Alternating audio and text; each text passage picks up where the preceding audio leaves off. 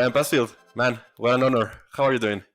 Oh, good, Carlos. Great to see you again. It's been a while, my friend. It's been a while, and well, exciting times, aren't they? They are exciting times, and it's good to have survived this far, I must say. It's always a whole bunch of fun, but it's not for the faint of heart, definitely. Man, yeah, I reckon because of the times I tend to see you on Slack and the time differences, I reckon you've been pretty active on the development of the platform.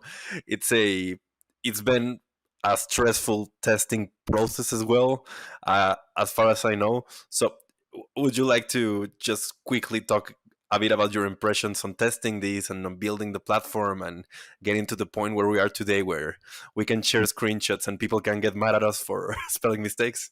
Spelling mistakes, yes, I know.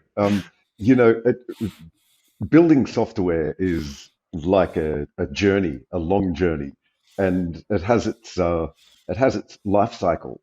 And even though you know your life cycle and you've done it a million times, each one of them is their own special thing because you're pulling in new teams together and it's a whole new dynamic. It's a whole new family because you essentially live and breathe with each other. But you start off with these ideas and the concepts, and then working with a bunch of people and getting it down into a design.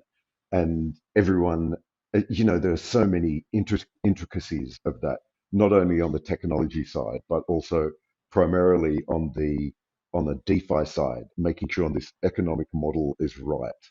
And so the multidiscipline team that it takes to pull this together is really interesting. And all of those different characters have different personalities because you've got UX designers and you've got software engineers and you've got business analysts and you've got marketing people and you've got finance people and all of those types of people tick in different ways. So to get them humming is, everyone's got to settle in together and make sure that we understand where we're coming from and understand the value that each of the individuals bring to this team. And so it's been, yeah, it's an emotional roller coaster, but a really fun time. You know, um, uh, Going through that process, there's a lot of excitement up front and there's a lot of work because people, what would you call it? The delusion of excitement, and then you get into the hard gruel of building things and the things that pop out of that. It's quite interesting. Um, but then, of course, you get to the point of testing, and testing is like um, the hard part of the relationship. I tell you what, because Nah, everyone wants things just to work, but of course, the nature of software is you've got to iron out all of the things that haven't quite stitched together, and there is just a myriad of things. So I don't know. That's a little bit about the emotional side, if you like, of the experience of software development. I reckon all of us in the team have had like these little moments where we're like, "Oh shit, this is this is happening for real." Oh yeah, yeah, exactly. It is excited. I think one of the guys said to me the other day, with regard to us releasing to the testnet, and I swallowed, and they Uh, were quite concerned, and they said, like, "What the heck? Why are you concerned about this?" And I said, well, "Just because we're putting something out to the market, and we've worked on it for so long, and we put so much effort into it, and it's just a natural milestone that is, it's all daunting, all of these steps here." Yeah, that's the same question I asked you the other day when we were talking on the on our marketing sync call because they were like, "Yeah, why you're nervous with this? You spent so long time doing this. It's a test net. It's gonna be fun." And well, yeah, it is Yes. scary to put something out after so long, man. Um, People have seen the platform already a couple times by the time we publish this because there's been a couple screenshots published on our Twitter account. So why don't you just quickly mention what else we're going to see in this video apart from us talking? Well, I'll give product demonstration. I'll walk through everything on the primary lending platform. And so that's all about lending and borrowing. and also some of the things you can do around that. When you lend, you get these, receipts or tokens, if you like, and you can go trade those on the open market because they appreciate, accrue interest, accrue value over time. The redemption value increases. So anyone holding those just gets great value in holding them because whenever they redeem them, they'll just be worth more. So it's great. Conceptually, it will be quite easy for the market to comprehend what we demonstrate. But there's the nuances and the value proposition that the bonded finance platform gives, which will be the support of the altcoins, um, in a range of altcoins that some of the or most of the popular platforms out there don't support. So this is the real value proposition with the bonded finance platform.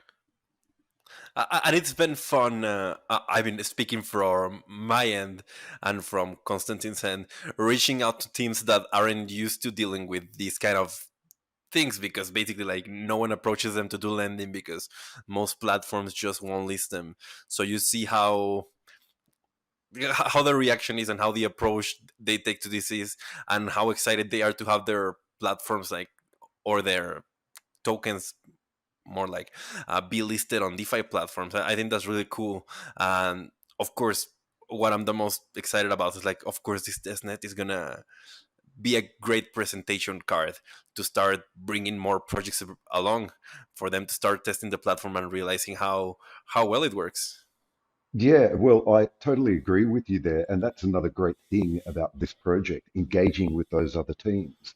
As the altcoin holders know, some of these projects are quite innovative and they've got their own like shtick, if you like, their own thing.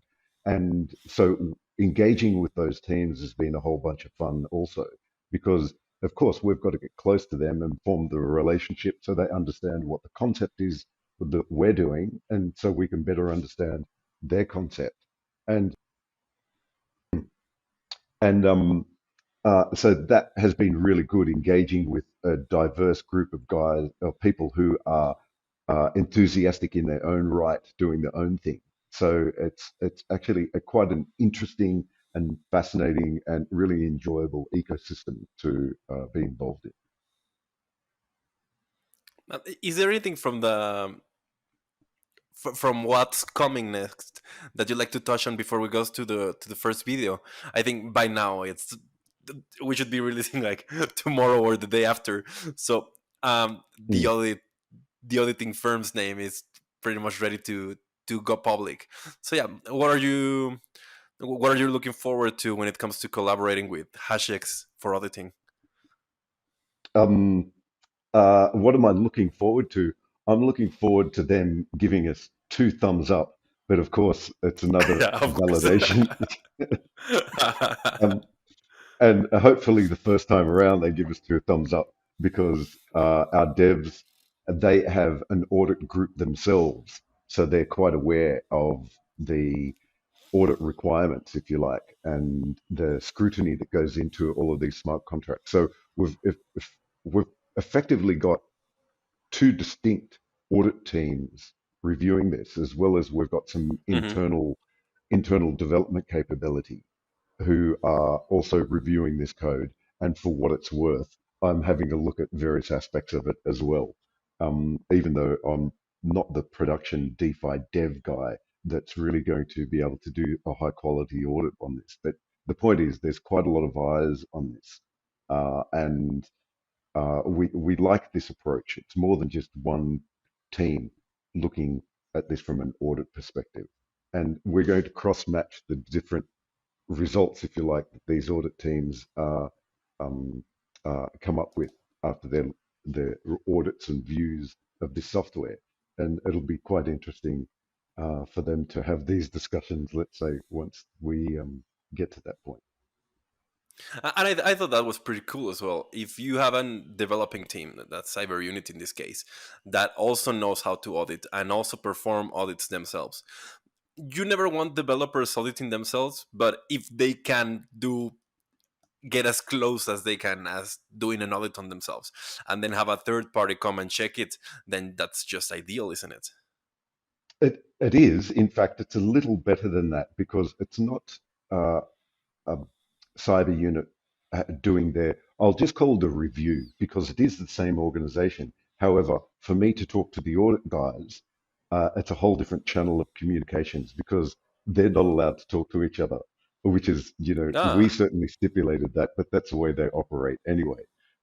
So I will be talking with my dev teams and just in, the myriad of conversations we'll have, I'll bring up questions about the audit and they'll just look at each other and they go, "Oh, you'll have to talk to those guys. We have no idea."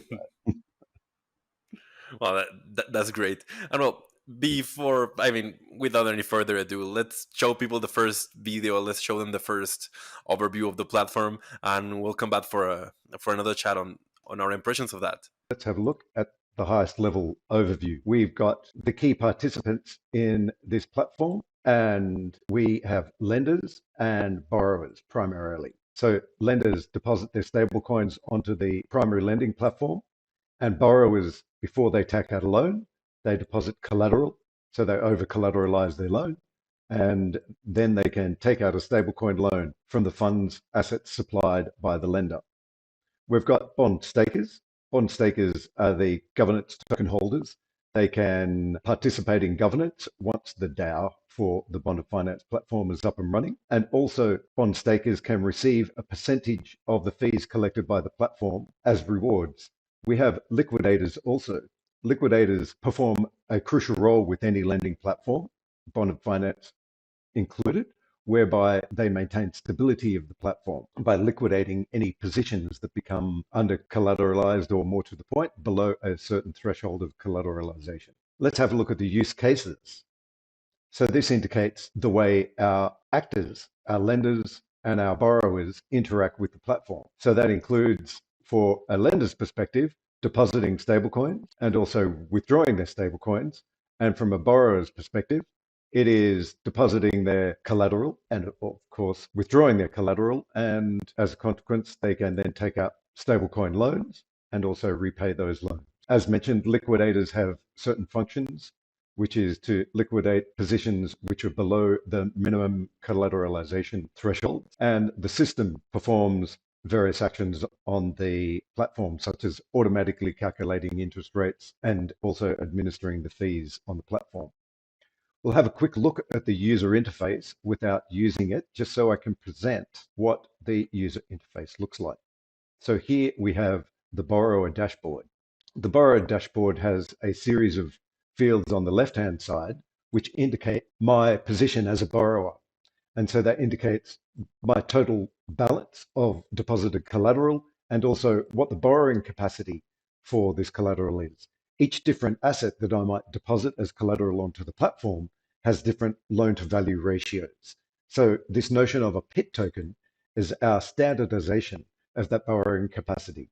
And so at the end of the day, irrespective of what assets are deposited and or irrespective of the loan to value ratios, our PIT tokens standardize that so we can see in a single figure what our borrowing capability is.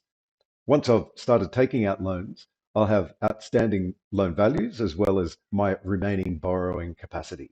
On the right-hand side, essentially similar type figures, but at an aggregate level for the platform. Down here, before I've deposited anything onto the platform, any collateral, well, I can see the altcoins available in my wallet. And here I'm just using a testnet. So these are test project tokens. And it shows me my LVR, the loan to value ratio for those, and also what balances I have in my wallet. And I can go ahead and deposit those. We'll look at some functions later, but very quickly, let's have a look at the lender dashboard. So the lender dashboard, similarly, as we mentioned, for lenders, they can supply stable coins that they have available in their wallet, and this will show them the overall balance of stable coins that they have deposited onto the platform. Yeah, people just took a look at the main platform at the front of it, and on one side we have the users balance and what the users have done on the platform, the interest they're accruing, the PIT tokens they're getting, and on the other we have the whole balance throughout the whole platform. Why is this design choice? Why did you feel it was important to show people what was in the whole platform apart from what they were holding?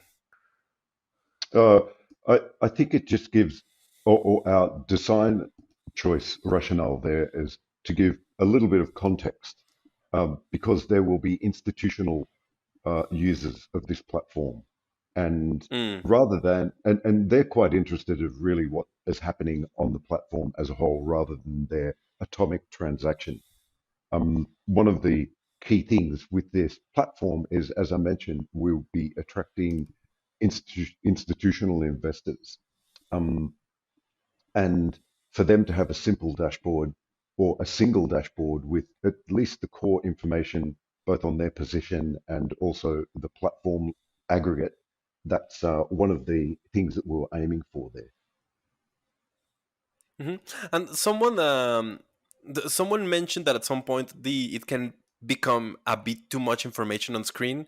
I um, I would subscribe to that, but once you get used to the platform, it actually starts feeling simple. At least for me, um, I very intuitively know where to click if I want a function to show up, and it does show up, and then I manage to do something with it, such as like withdrawing, repaying, borrowing. One factor that I thought was pretty cool was the health factor. The fact that I get to see my positions at a glance and see if there's any action that I need to take before they get liquidated. I thought that was a very smart UX choice. Yes, well, liquidation is not a certainty, and that's the whole point of these Hmm. indicators, so that people can manage their positions.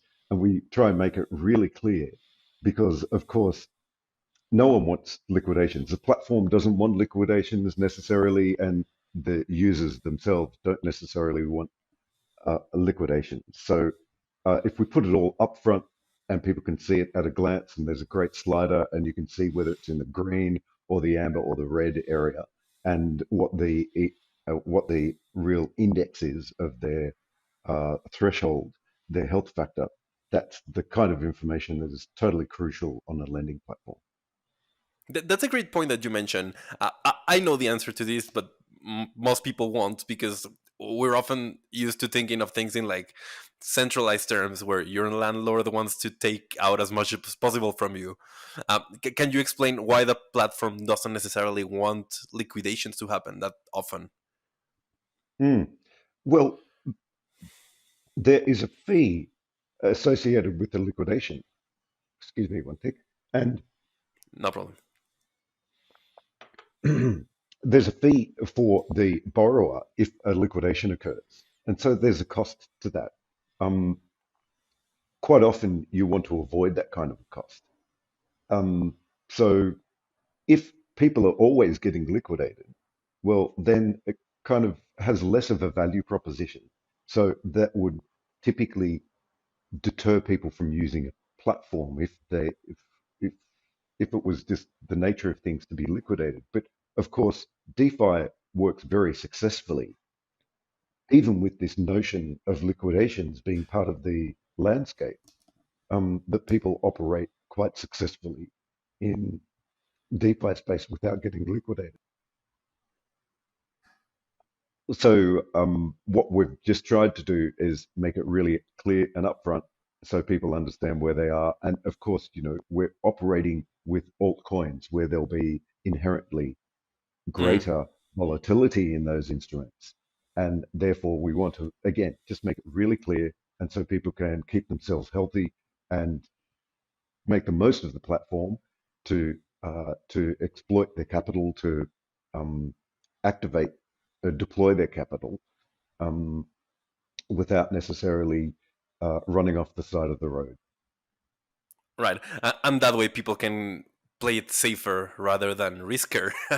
So I really enjoy like touching the little buttons next to the total outstanding, where you get to interact with the collateral you've deposited, withdraw it, repay it, or borrow it. So if you want, let's go to the video about borrowing, and we'll talk about it a bit longer after that. Yes, well, we might go into lending first, in fact, but Let's go to lending. Let's have a quick look at the use cases. We have the lender actor, and there are functions for the lender to deposit their stablecoins and also withdraw their stablecoins. I'll also present the notion of the B tokens, which the lender receives in return for deposits onto the primary capital pool. Let's have a look at the user interface. So here we have the lender dashboard. And I can see here that I have some tokens available, USDC tokens that I'm able to supply into the bonded finance primary capital pool. Let's supply some tokens. I might deposit 5,000 USDC. MetaMask is asking me to confirm the transaction, which I've just done. We'll wait for it to confirm on the blockchain. That's confirmed. And what we notice here is we have a deposit of $5,000. What we receive in return are these BUSD tokens. We'll look in our MetaMask wallet to see what that means. We have these ERC20 tokens, these BUSD tokens, and they appear directly into my wallet. So they are just ERC20 tokens, and I can transfer those anywhere into the DeFi ecosystem. I can trade them on the open market. And these are interest-bearing tokens so that the redemption value on the bonded finance platform continues to increase over time. And that is how the platform provides the APY, the interest-bearing earnings and the yield for the depositors of stablecoins onto this platform. Let's withdraw some of these USDC. I might withdraw 2,000. So we'll see. We'll still have some deposit left on the platform, waiting for this transaction to confirm on the blockchain. I'm using the Rinkeby test network here. Seems that transaction has confirmed successfully, and our screen is updated to reflect the 2,000 tokens that I've removed, 2,000 USDC. Let's do something interesting. Let's go to our MetaMask wallet and let's move some of these BUSD tokens. Let's send them to somebody else. This is to simulate selling these tokens on the open market. MetaMask will ask me to confirm this transaction, which I'll do. And let's wait for that to confirm. Looks like that transaction is confirmed. And we'll return to the bonded finance platform and we'll wait for it to recognize the transfer of tokens. So what we notice here is because I now hold less of the BUSD tokens, it reflects in my deposit and my interest earning capability on the bonded finance platform. So that was a quick look at depositing stable coins onto the bonded finance lender dashboard, withdrawing those stable coins. Also, to introduce the notion of the B tokens, which is quite a common notion within the DeFi space on these lending platforms, and to show the effect of transferring those tokens elsewhere into the DeFi ecosystem. We've just saw the lending part of the platform, and that's like, I'd say, the more straightforward, since we just have one asset in there, USDC for now. Maybe eventually there will be other stable coins, but right now, for the time being, it'll be USDC, and people would be able to get BUSDC, their B tokens, once they lend them into the platform. So, of course, the first users that, or the main users we're thinking for that, are high net worth people and in general institutions. So, would you like to touch a bit on that? Sure. Well, anyone can do this who are holding stable Mm-hmm. coins, but a market that we have really good contacts in that will be the way we present this product is institutional adoption of this product is ideal because all institutions who are holding US dollar or US dollar assets or US dollars in their bank account, they currently earn very little yield on that. And so simply by flipping that to stable coins and depositing on a platform here, they can take advantage of the much better yields that are available, that can be available here in the DeFi space. Hmm. And you mentioned before selling and trading B tokens on the open market. What is the benefit for these kind of players to to do that instead of just buying some USDC or trading USDC? Mm, um, that's a really good question. It really just means they can, th- there's there's just full liquidity, if you like. They don't necessarily have to Mm. convert back into their stable coin. Um, they can go and just de operate off market in the open market, if you like, with those tokens. And those tokens will continually increase in value to reflect the interest rates, the prevailing interest rates. Um, so it just gives greater flexibility, and it is a well a well trodden path, if you like. It's a concept that's quite familiar to people in the Huh? DeFi space. Yeah. Yeah, right now, I think the first time I interacted with projects that were doing something like this, like multiple tokens and different. This is not necessarily wrapping, but let's call it wrapping for, yeah, if you just use the term. You interact with that the first time, and it looks a bit odd, but like you say, right now that's pretty standard in DeFi. And of course, what people are looking at here when they want to supply liquidity to bonded finance, they're looking to get that yield, right? So what we're hoping for is that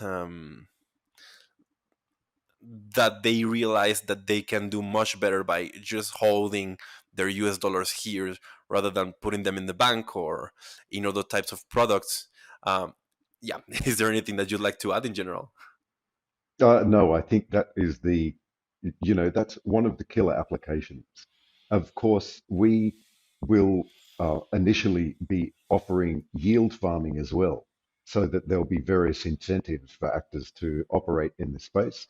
And so it'll be even more attractive for them uh, as we bring new product and new capability to market. We'll have some yield farming or, essentially some incentivization to attract or to create further adoption. So these are all really good things for a whole host of different actors in the financial space. And, DeFi really does open up a host of opportunities for many different players. And well, now we've seen where the stable coins are coming from. So why don't we go and take a look, yeah, where they're going to? Let's look into borrowing now. As a quick reminder, this is the set of use cases. I'm going to be focusing on these borrower functions and particularly depositing collateral and withdrawing collateral and also taking out loans and repaying loans. So let's have a look. Here, as we touched on in other videos, is the borrower dashboard. And up the top left hand of the screen, as I mentioned before, we've got metrics that relate to my individual position. On the right-hand side, we have the platform aggregate figures, but let's have a look at depositing some collateral first. I'm going to pick one of the available coins on my wallet, and here it will be Project 4 coins. We can see I have 500 of them, and all up, that's about $500,000 worth. So they're worth about $1,000 each, more or less. Let's deposit some. I'll deposit 100. MetaMask will ask me to confirm the transaction. Wait now for it to be confirmed on the blockchain. We can see it successfully confirmed. And we'll notice the figures on the screen have now updated to reflect my deposit. First of all, I have this new frame called deposited, and I've deposited my Project 4 coins. In this case, the loan to value ratio is 0.6. So even though my collateral balance is worth $99,990, my PIT tokens assigned to me in this case, and also my remaining borrowing capacity is zero point 0.6 of that based on the loan to value ratio for that asset type. So here I can borrow up to $60,000 thereabouts for this collateral that I have placed onto the platform. What I'm going to do is take out a loan. I'm going to borrow $10,000. MetaMask is asking me to confirm the transaction, which I will. That transaction is successfully confirmed. And the screen display will update. And we can see that our total outstanding is 10,000 USDC.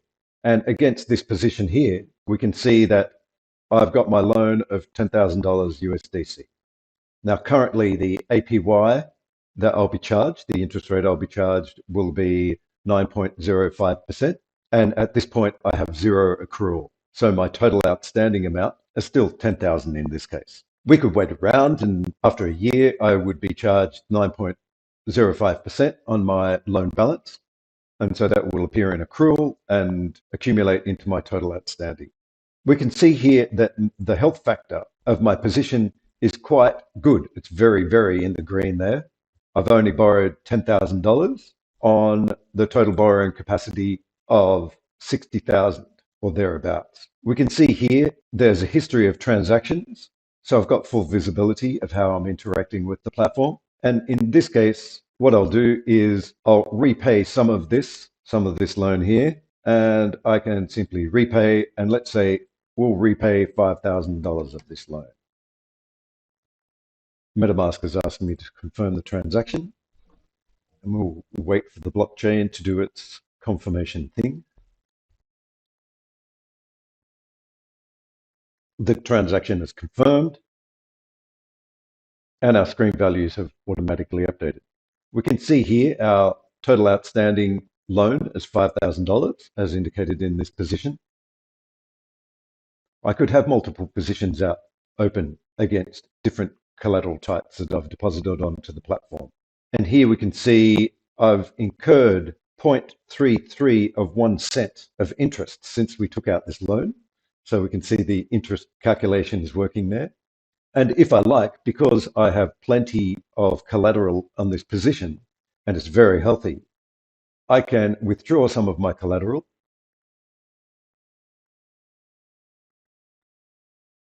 Instead of the full collateral amount of withdrawing that, I might like to withdraw half of it. MetaMask is asking me to confirm the transaction. So we'll just wait for the blockchain to confirm. I'm running on the Rinkeby test network here. That seems to be confirmed. And we can see that my deposited balance has now updated. And that essentially shows some of the key functions of depositing collateral, taking out a loan against that collateral, repaying some of the loan, and withdrawing some of the collateral. I can close out full positions or interact with the platform in whichever way I like there. So taking out a loan, I can progressively add to that loan. I can progressively pay it back. And simultaneously, I can progressively add additional collateral to the loan position and or withdraw it depending on my needs. So that gives a quick overview of the borrower dashboard. Our testnet environment will give you a closer look if you're interested in seeing that. So, well, that's the final part. That's what people are the most excited about, putting their altcoins to work for them. Putting, of course, in this in this testnet is all PRJ tokens, but by the time we release the platform for real, it's going to be the tokens that you know that are going to be listed on the platform, such as name any of our partners, just to not name names right now, and to not leave anyone out. As I mentioned, I thought the health factor bar was pretty cool. I think the fact that liquidation thresholds are these transparency is good. And I was asking you outside of the recording about the role of liquidators. So would you mind explaining to people just quickly how liquidations would work? Okay, without focusing on it too much, because of course we're Mhm. aiming and designing for this not to cause liquidations for borrowers. But if one is a liquidator, it is quite important for platforms to have the liquidation capability because it means stability in the whole platform. All of the other popular platforms have this service or this stabilization mechanism built into them. So it's quite key. Um, because DeFi works on a fully collateralized or over collateralized notion. And so liquidators, we just provide a query that allows liquidators and their robots to determine positions that are subject to liquidation. And then we provide a method that allows liquidators or liquidators robots to then execute a liquidation. So conceptually, it's quite straightforward. And but of course, the health factor and all the alerts are designed to allow borrowers to best manage their position to avoid that circumstance. But I think it's worthwhile mentioning as a stability mechanism, it's crucial in all of these Of platforms. course. And naturally enough, we have these mechanisms in place also. And I mean, I mentioned to you that this is like the most complex side of the platform, but you pointed out to me like, yes, the interface has quite a lot of things, but the functionalities are actually quite simple. Like we said before, withdrawing, repaying, and borrowing, and yeah, we hope that people are able to not spend too much time here, but rather just get right to where they want to go, be it getting a new position, withdrawing it, um, doing something else, depositing new tokens. I I wonder if there's anything else that you'd like to add that could be to the interest of the community about this side of the platform. Yeah, I think conceptually, it's quite straightforward. We Hmm. allow borrowers to put up their collateral, and then you can take a loan out against that collateral, and you can repay the loan and then remove your collateral. So, in a nutshell, that's really the core aspect of that. Um, and of course, market conditions means that the value of the collateral changes over time, and therefore the platform reflects that and allows you to gauge quite clearly what the state of your position is. And you can do do partial repayments and partial loans and take out an additional loan and then pay some back and take out further loans. So there's no restrictions in terms of the flexibility that users may wish to exercise there. All right, and I think it's a good time to think about the fact that the community is probably gonna be all over this once this is out. They're going to be they're going to be testing every single facet of this. We hope that they would not uncover any bugs, but in case they do, well, this is what the testnet is for, right?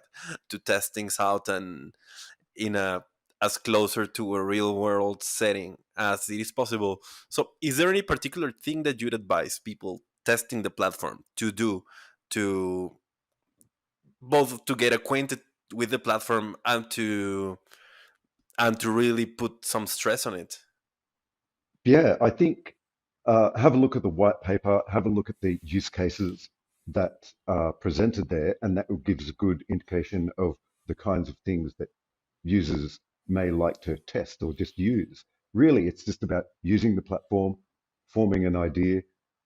We're accepting feedback, and hopefully there's no real bugs that are identified. But if there are, again, that's all part of the feedback. Um, and user interface, as you say, tuning that correctly because we do want to provide a little more information than some other platforms for aggregate platform reasons. Plus, also we have notions in there that equalize the deposits of collateral into what we call our PIX token, our PIT token, and so people will see that there and just get familiar, have a look at that, give us feedback, but yeah, just use it like you would any other platform, I think. I I mean, I enjoyed it toying around with it. I haven't had a proper sit down where I spend half an hour, 1 hour just playing with every functionality. But it's I think it's a job very well done, man. I'm really proud of the way the whole team worked. around this, and I'm really happy about the way things are looking when it comes to like upscaling marketing and just getting promoting these and getting it out there. So, is there anything that you'd like to say as an advance to people looking for the full mainnets rollout? Yes, well, this is the beginning of the journey because we have a lot in store for Bonded Finance Platform. This will be the hub for extending out into multi-chain, for adding insurance to the platform so people can take out various insurances. Um, and so there's a whole host of things coming down the line, as well as our stablecoin platform, our USB stablecoin platform, and that we think will be quite key because we have good investor base that is willing and ready to just to create liquidity for our stablecoin out in the open market. And this again will bring users to our platform, create demand, and therefore we'll be collecting small fees for the use of the platform, and that will really benefit the token holders, our governance token holders. So yeah, it's the beginning of a really a fun journey ahead of us, and I think the whole community will benefit as we step through this. So this is And quite a I milestone, I know think. I know you also. This is starting to to feel like one of these moments where it feels like, okay, this is for real. We're rolling out this thing. Um, I know that you also spent some time redesigning and rethinking the way the USB facility is gonna look like. So, anything about that? Um, no, I think wait and see at this point. It Okay, certainly, from a user experience, it would be very, very similar to what we present here in the primary lending platform. And of course, there'll be overlaps in the way they look and feel and the way they operate, but there'll be some mechanisms in there with the stablecoin, which makes it distinctly different. okay. So I'm going to use the community's favorite word and say soon. And man, this has been a lot of fun. Is there anything else that you'd like to add as we wrap up? No, Carlos, I just really appreciate the opportunity to have this chat, and it's always good to talk to you. And so let's continue on. It's going to be fun. All right. And well, cheers to everyone. I hope you enjoy testing the platform. I hope you enjoy this conversation with Brian. And yeah, get on to testing. Let us know what your impressions are. We'll be reading you as always. And thank you very much, Brian. Cheers.